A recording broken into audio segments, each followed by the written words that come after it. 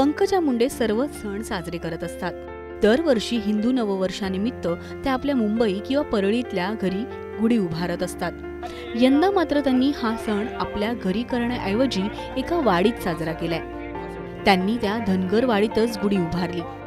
त्याचं कारणही तसंच आहे। या गावानं मागच्या लोकसभा निवडणुकीत खासदार डॉक्टर प्रीतम मुंडे यांना 100% मतदान केलं होतं। ऊस तोड मजुराचं गाव असलेल्या शिरूर कासार तालुक्यातील धनगरवाडी गावात त्यांचं ग्रामस्थांनी स्वागत देखील उत्साहात केलं। मला माहेरी आल्यासारखं प्रेम मिळत असल्याचं त्यांनी बोलून दाखवलं।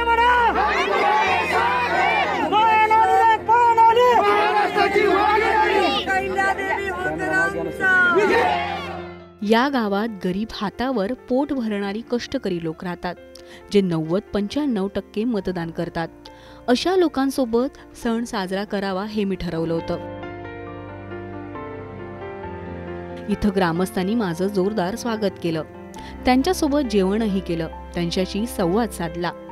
गुढीपाडव्याच्या दिवशी मी एकच संकल्प केलाय, तो म्हणजे मी बीड जिल्ह्याच्या अतिउज्ज्वल भविष्याचा इतिहास होईल। या माझ्या ऊस तोडणाऱ्या कष्टकरी लोकांबरोबर मला जाऊन गुढी चढवायची आहे। या वाडीमध्ये मी गुढी चढवण्याचा निर्णय घेतला आणि अक्षरशः म्हणजे एवढ्या थोड्याच वेळात बघा पूर्ण गाव सजलंय नटलंय। आम्ही गुढी चढवली, सगळ्या माता भगिनींनी मिळून गुढी चढवली आहे।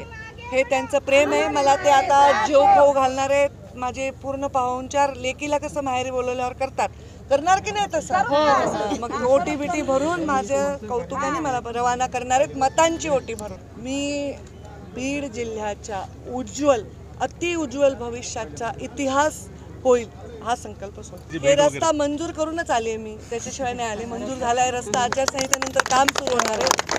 काही थोडक्यात रस्ते राहिले होते, कारण त्या रस्त्यांची मालकी कुणाची नव्हती, जमिनीची, त्यामुळे काही रस्ते राहिले होते नियमांमुळे। पण हा रस्ता मंजूर करूनच आलेली आहे मी, कारण त्याच्याशिवाय मी ह्यांना माऊलीला कसं तोंड दाखवणार। पुढच्या वेळी रस्ता पूर्ण झाल्यावर येईल। उमेदवार कोणी असो, माझी निवडणूक मला जिंकायचीच आहे, त्यामुळे मी त्याची तयारीत लागले। त्यांनी काय त्यांची तयारी करावी तुम्ही पाहाल। लोकसभा निवडणुकीत भाजपनं 2 वेळा खासदार राहिलेल्या डॉक्टर प्रीतम मुंडे यांची उमेदवारी टाळून पंकजा मुंडे यांना रिंगणात उतरवलं। मात्र पंकजा मुंडे यांना ही लढत किती सोपी आणि किती कठीण असेल हे येणारा काळच ठरवेल। Harshal Badhane Patil, Times Now Marathi, Beed.